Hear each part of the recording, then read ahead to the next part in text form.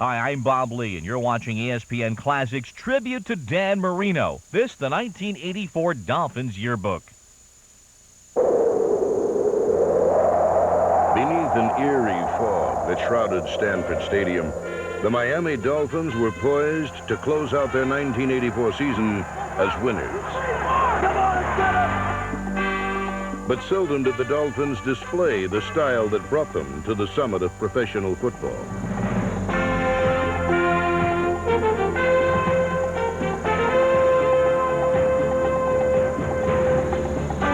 Dan Johnson's first quarter touchdown earned the Dolphins a short-lived lead.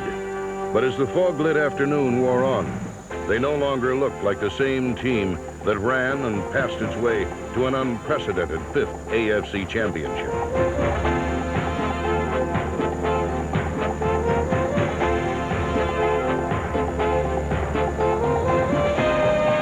While the conclusion of the Dolphins' 19th NFL season lacked a storybook ending, the chapters leading up to it were filled with the stuff of legend, and Miami fans eagerly awaited every turn of the page.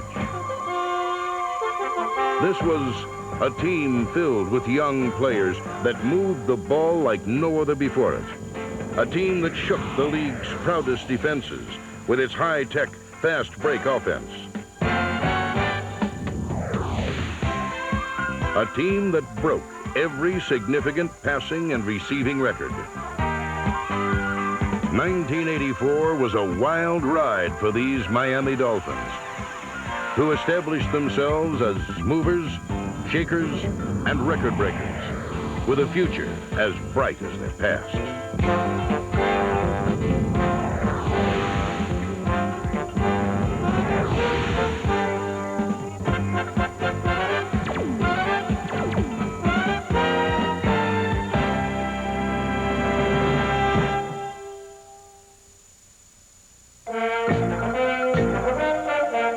Fates are hardly set on opening day, but directions are taken and courses are set.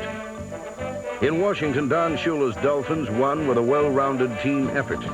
Everyone got in the act and took dead aim at the defending NFC champion Redskins. William Judson joined Killaby's Lyle Blackwood, Mark Brown, Charles Bowser, and rookie Jay Brophy to spearhead a defense that forced 3 Redskin turnovers and set the stage for quarterback Dan Marino's spectacular season debut.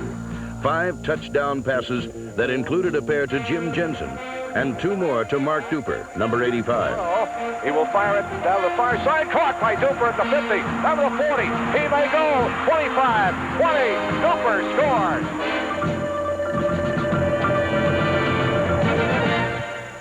The one thing that I've been able to experience while I was here is that over the past 11 years, regardless of what talent we had, Coach Shula found a way to bring the most out of everybody and to utilize our offense and defense to that talent. New England became the Dolphins' second victim when receiver Jim Jensen turned passer. He's going to throw a pass upfield, and it is caught for a touchdown. The Dolphin defense held the Patriots to a lone touchdown and worked together to score one of their own. 35. Rolls the ball. 40. Up to the 50. Down to the 45 to the 40. This one might go. It is down to the 20. It is down to the 10. Down to the 5. Touchdown for William Judson. The 28-7 win was followed by the Dolphins' 3rd straight victory on a Monday night in Buffalo when Mark Duper caught his 4th touchdown pass of the young season. Duper caught 2 more against Indianapolis, while the defense limited the Colts to a single score. The Dolphins' leading interceptor, Glenn Blackwood, number 47, picked off 1 Colts pass, and cornerback Don McNeil, fresh from a year on injured reserve, picked off another for a touchdown, as the Dolphins extended their streak to 4 in a row, 44-7.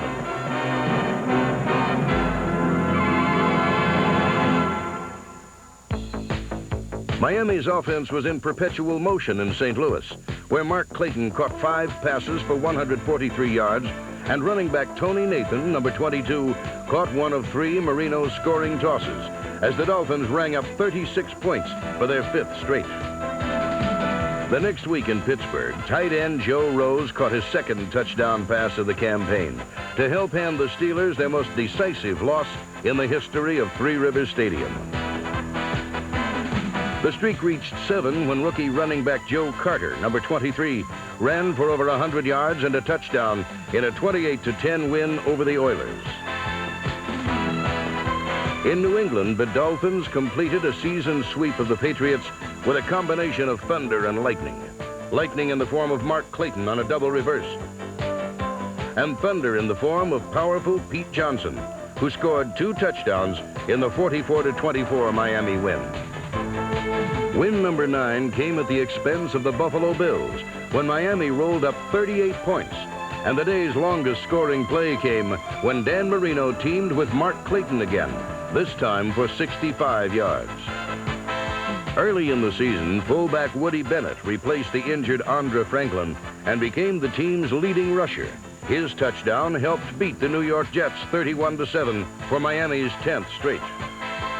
Another sub who made major contributions was defensive back Paul Langford, number 44, whose interception helped fuel a Dolphin comeback against Philadelphia. Snap, McFadden, block! But it was Doug Better's block of an extra point that preserved the 1-point win. The Dolphins were winners for the 11th straight week, the longest winning streak in the NFL in 12 years. And no group was more responsible for the Dolphins' success than the offensive line.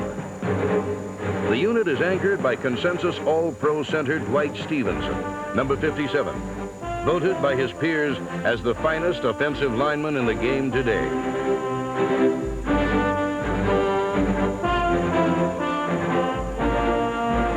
Another key to the progress of Coach John Sandusky's unit was the play of Roy Foster and Cleveland Green. Both were outstanding in the absence of Eric Laxo and Bob Kuchenberg. Veterans John Giesler and Ed Newman, number 64, continued their level of all-pro caliber play. And along with reserves Jeff Taves, Ronnie Lee, and Steve Clark, this group had all the bases covered and protected Dan Marino with a passion, allowing just 14 sacks all season, fewest in the NFL.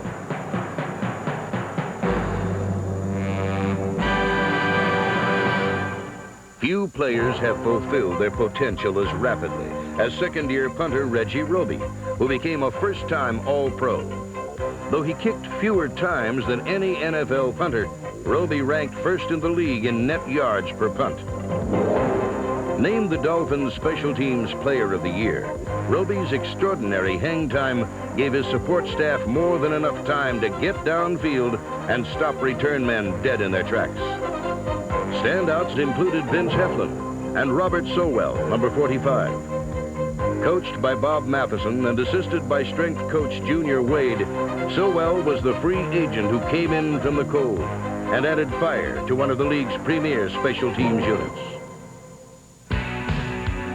Just as Sowell was overlooked by every other NFL team, the Dolphins' defense was overshadowed by their offensive counterparts. But during the Dolphins' win streak, this defense allowed fewer points than all but one other team, despite injuries to 5 key performers. In 1985, defensive coach Chuck Studley will have an impressive nucleus to work with. From William Judson, Mike Kozlowski, and the Blackwood brothers, Glenn and Lyle, number 42. To veteran down lineman Kim Bocamper, number 58. Doug Betters and Bob Baumhauer. Standout reserves Bill Barnett, number 70. And from out of nowhere, Mike Charles.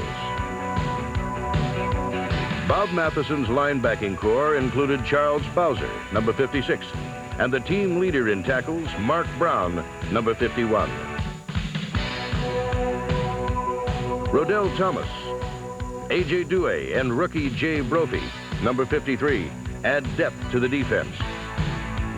While Bob Brudzinski, number 59, has been the Dolphins' most consistent linebacker. Brudzinski plays with an uncanny anticipation that gets formidable results.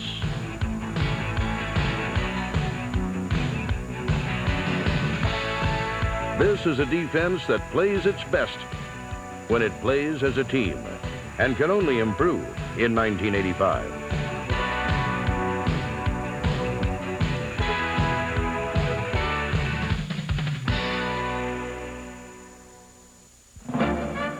On November 18th, the Dolphins were prepared to extend their win string to 12 against the Chargers in San Diego. Fulton Walker, number 41, pointed the Dolphins in the right direction when he returned the opening kickoff 41 yards. But finally, this seemingly invincible team proved they were human after all. Victims of their own turnovers, the Dolphins' streak came to an end in overtime. The next week in New York, Miami clinched the AFC East title when Bruce Hardy caught Dan Marino's NFL record-tying 36th touchdown pass of the year. Thanks in part to the guidance of backup Don Strock, Dan Marino has matured. And Strock's advice paid off against the Raiders when Marino made history. Marino, wide open field, throws for a touchdown, and there's the record. Number 37 on the season, breaks the all-time NFL record. Marino will get the football. Marino went on to throw for a team record 470 yards and 3 more touchdowns. Yet 34 points was not enough. It was only Miami's second loss of the season, but they needed to regain their intensity and build their momentum for the playoffs. The Dolphins' comeback capability was tested in Indianapolis. Down by 10 at the half, they stormed back behind tight end Dan Johnson and struck for 4 second-half touchdowns. The final one to Mark Clayton in the 35-17 win. Prior to the season finale against the Dallas Cowboys, the veteran members of the Dolphin defense called a team meeting to search for the reason the Killer Bees had lost their sting. Don Shula watched the results of that meeting when Miami's recharged defenders shut out the Cowboys for close to 3 quarters.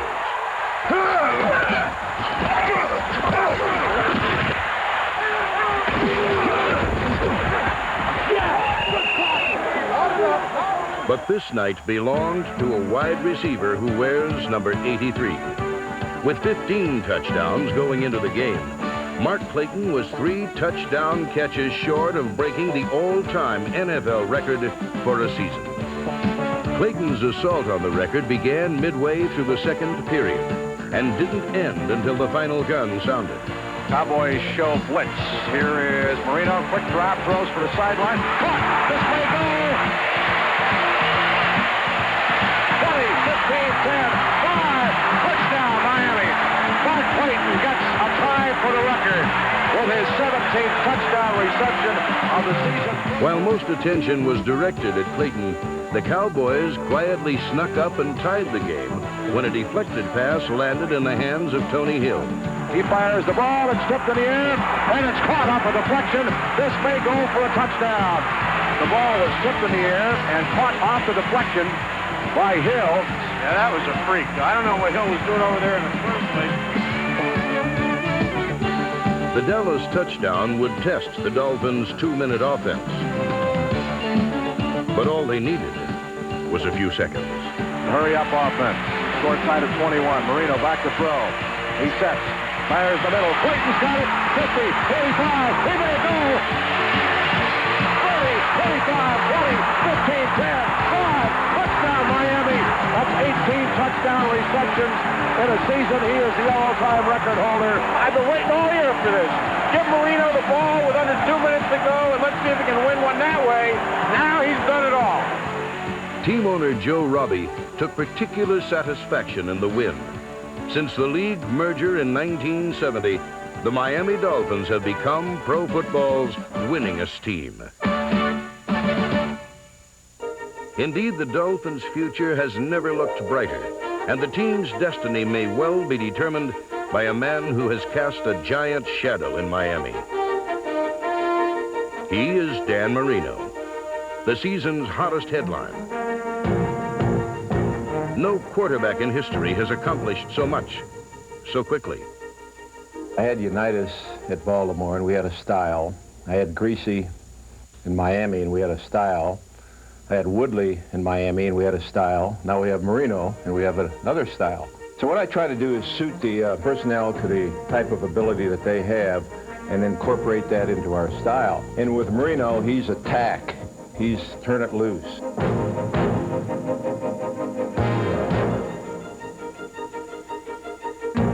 Marino's greatest asset as a quarterback is that he has great field presence. He sees the entire field. He has this tremendous strong arm. He's a lot like Bonacani was as a linebacker. It didn't take long for the thought to go from the mind to the feet. With Marino, it doesn't take long for the thought to go from the mind to the arm to the feet, whatever it takes to evade the rush and let go of the football. Shula is one of the game's great teachers, and he couldn't ask for a better student. Well, I guess it's just how you feel comfortable in throwing. Actually, I used to be a lot quicker when I was younger because I was more disciplined. Now I just throw it the way it comes natural to me.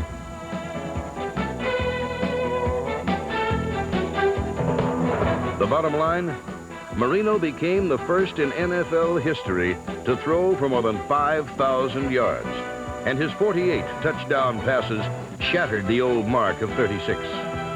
Now, I'm not the type of person who's going to stand there and tell you how good I am. I think I'm confident in what I do as a player. As a quarterback, you have to have confidence in yourself that you can do the job and that everybody around you can help you do your job. The men around Marino include two magic marks, Mark Duper and Mark Clayton, who play far bigger than they look. Even in the oversized NFL, these two prove that good things come in small packages. The torrid trio of Marino, Duper, and Clayton is doing to NFL defenses what test pilots with the right stuff do to the ozone. They are a unique pair of big play possession receivers that can turn short passes into long gains with a combination of hands, speed, and toughness. Coached by Dave Shula, Duper and Clayton performed no small miracle as they became the first teammates to catch passes for more than 1,300 yards apiece in a single season.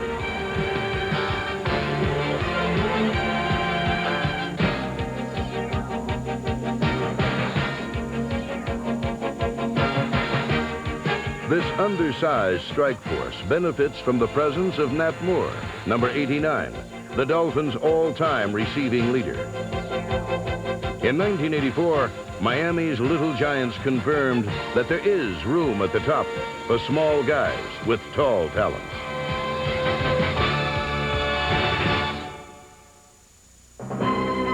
The Dolphins earned the home field advantage in the playoffs. And on December 29th, they had a score to settle with the Seattle Seahawks. The year before, Seattle had stunned the Dolphins in the AFC semifinals. I think for most of the guys that were here for that loss and last year, they remember it very vividly, and they're not going to let it happen again. No one could predict how the Dolphin defense would perform against the Seahawks, the same team that gained over 200 rushing yards the week before in a wild card win over the Raiders. The answer came early, when Miami stopped Seattle cold on their first two possessions. And throughout the game, the Dolphins stuffed Seahawk runners and held them to just 51 yards. Meanwhile, Tony Nathan and Miami's offense just plain overwhelmed the visitors from the Pacific Northwest. Nathan gets jammed up, cuts it back to his right, down to the 10, down to the 5. He scores! Dan Marino performed with the customary aplomb that made him Mr. September, Mr. January, and Mr. Everything in between. Pass the middle, open, Cephalo! 3 of his rainbows were worth a pot of gold as the Dolphins turned a precarious 14-10 margin into an insurmountable 21-point lead. Back to throw, Marino. Here's a deep pattern down the far corner. It is tipped. Caught! Touchdown! Great reception by Mark Clayton. Holy Toledo, what a grab! That ball was tipped by Clayton on the defensive back. Clayton kept his concentration, waited for it to come down, grabbed it on the sideline of the end zone, kept both feet in bounds, and held onto the football, showing what a great receiver he has turned into. The Dolphins' 31-10 win helped erase the bitter memory of last year's loss when their season came to an abrupt end. This year, the win earned them an appearance in the AFC Championship game. Don Shula's Dolphins had never lost a conference title game, and they weren't about to lose this one, a showdown with the Pittsburgh Steelers. All right, let's come with it. We're going wedge on the ball. Right. And then we go to work on offense, defense all day long. Let's beat them every play. Let's go. Yeah, come on. You got to get the pressure, man. We ain't got no pressure on them yet. Go, Bobby. Come on, come on. Do, Dougie. Assistant coaches Tom Keene and Mike Scarry prepared their forces well. Their defense held Pittsburgh in check when it had to and melted the men of steel.